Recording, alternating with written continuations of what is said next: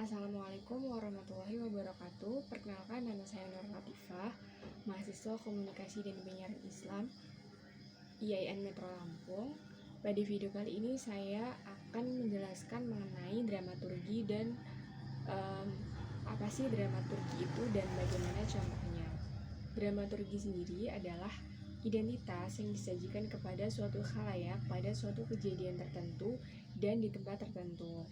Nah, secara sederhananya, dramaturgi adalah teori yang mempelajari tentang seseorang yang misal dia seorang public figure, dia akan memiliki dua sifat yang berbeda antara di depan panggung dan di belakang panggung. Erving Goffman juga menjelaskan bahwa identitas manusia adalah tidak stabil dan setiap identitas tersebut merupakan bagian kejiwaan psikologi yang mandiri, tergantung dari dengan siapa dia berinteraksi. Contohnya ketika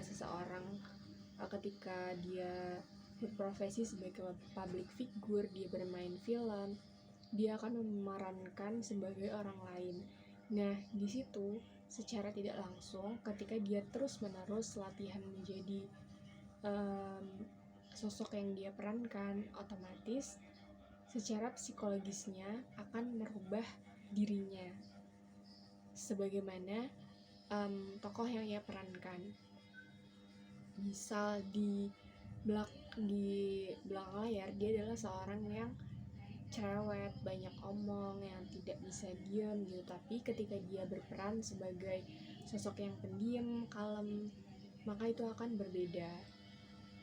Dan dia juga tidak bisa untuk menolak artinya ketika dia diberikan peran sebagai seorang yang punya sifat seperti ini, dia harus mendalami tokoh tersebut agar karakter yang dia miliki tidak terbawa ke dunia di depan panggung.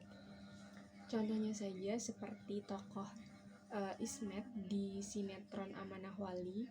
Kalau kita lihat, dia ketika dia bermain peran di sinetron tersebut, dia adalah sebenarnya seorang yang sudah dewasa, yang sudah menikah, namun tingkah lakunya seperti anak kecil, seperti